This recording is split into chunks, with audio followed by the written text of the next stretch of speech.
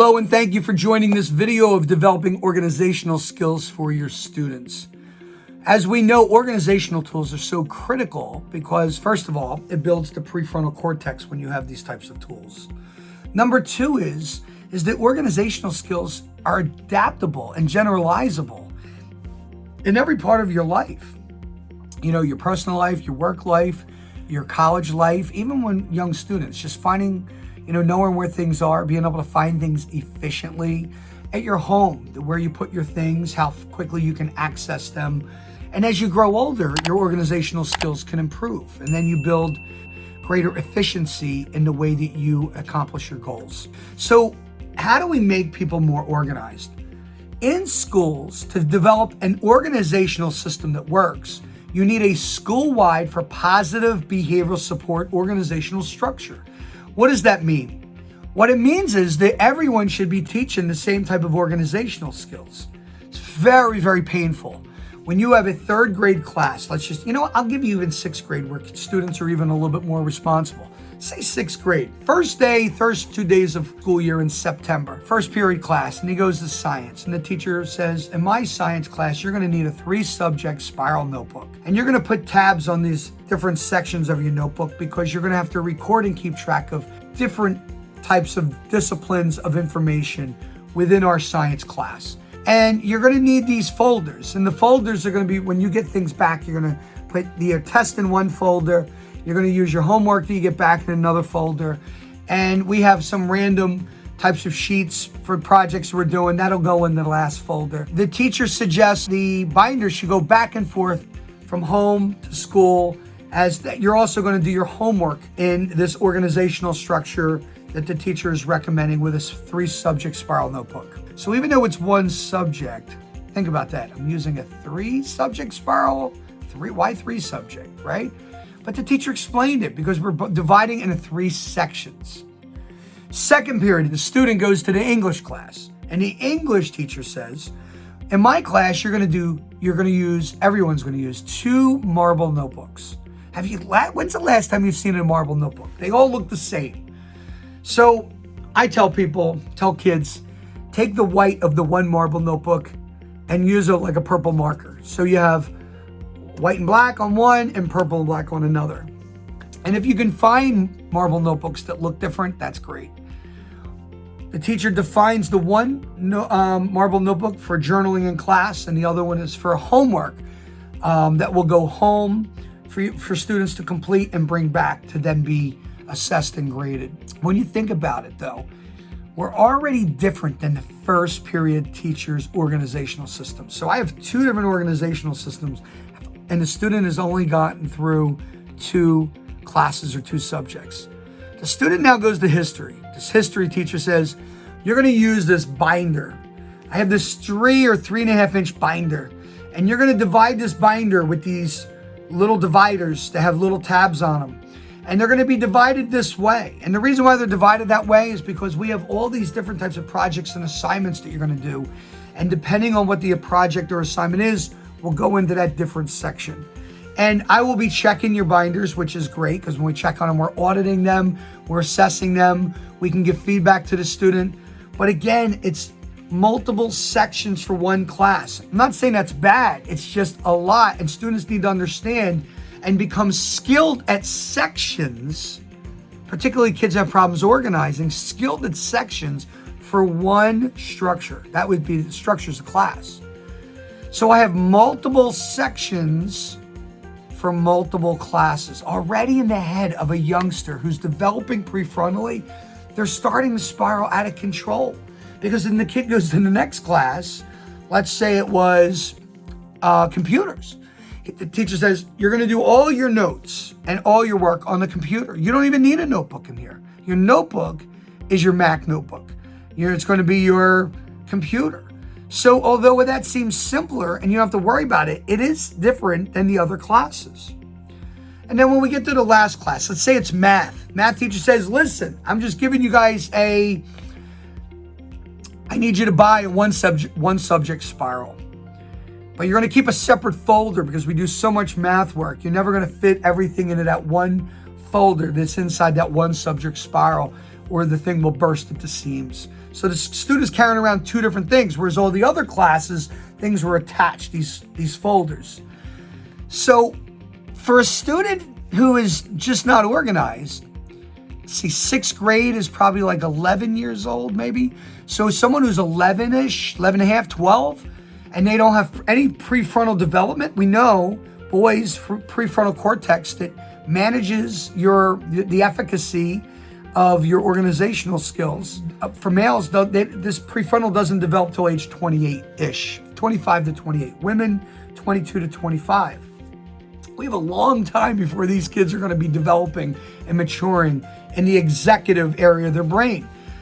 Wouldn't it be easier putting one organizational system together for the whole school that everyone uses?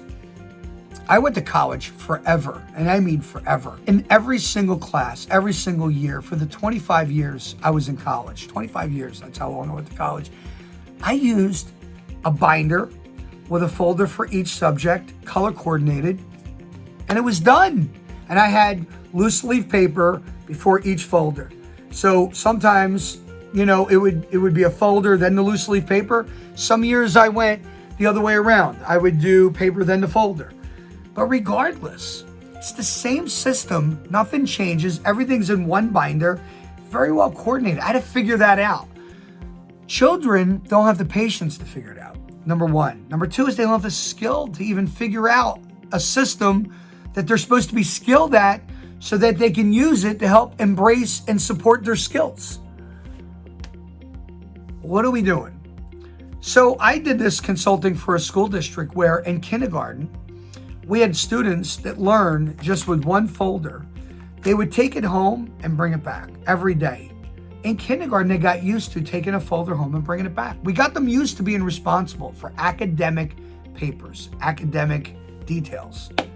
And it would have a permission form in there. It could be the calendar, it could be the lunch menu for the next couple weeks, whatever. But the children got used to, where's my folder? So now they have cognizance. In first grade, the same folder, it was a white folder. I didn't bring that up, it's a white folder. So the teachers would say, do you have the white folder? In first grade, we had the white folder, and we added the purple folder. The white folder was for the same details, things that related to school, just like permission forms, calendars, lunch menus, etc. But then the purple folder was for work that had to go home and get completed and come back. And all the academic areas were all in one folder. So if you had a little math assignment, you also had something that was sciencey or Englishy, vocabulary, whatever it was, all went in the same folder. So by kindergarten, first grade, kids are used to going home with something and bringing it back, home and bringing it back. So they have kindergarten, first, second grade.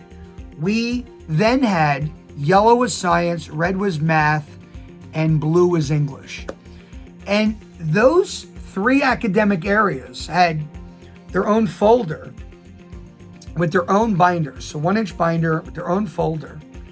And the folder and the colors of the folder stayed the same all the way through 8th grade.